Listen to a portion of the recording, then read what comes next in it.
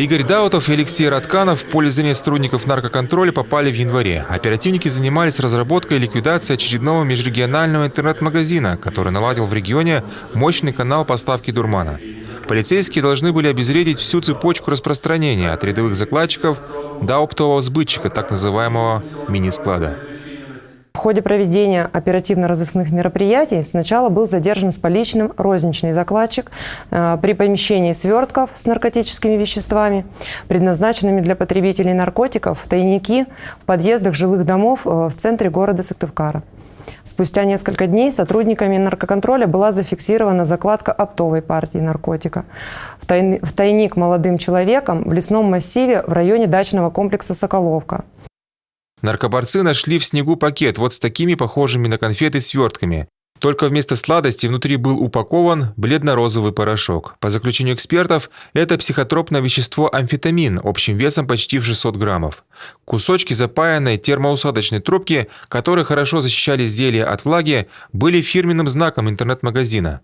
Остатки трубки черного цвета оперативники обнаружили при осмотре машины задержанного оптового закладчика Игоря Даутова. Оказалось, в интернет-магазин 42-летний сыктывкарец, который подрабатывал еще и таксистом, устроился в ноябре прошлого года. Быстро сделал карьеру.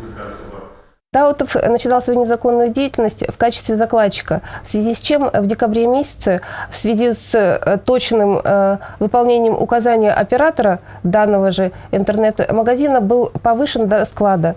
В качестве склада Даутов фасовал психотропное вещество, наркотические средства, после чего раскладывал как на территории города Сыктывкара, так и на территории Республики Коми в закладке для потребителей наркотических средств.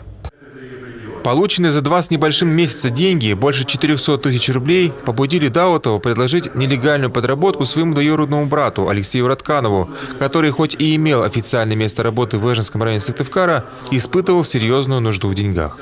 Ипотека за квартиру, кредит за машину, жена в отпуске по уходу за ребенком. Все это побудило забыть о морали и опасности сесть в тюрьму.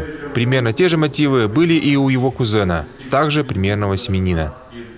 Пояснили как на предварительном следствии, так и в суде, что причинами, побудившими к совершению данных преступлений, послужили только их материальное положение, сложности материального характера. То есть они указывали на трудности с обеспечением расходов семьи, необходимость приобретения лекарств, детям, оплата коммунальных услуг, имеющихся кредитов, погашение у одного из подсудимых, погашение алиментных обязательств, задолженность по алиментным обязательствам.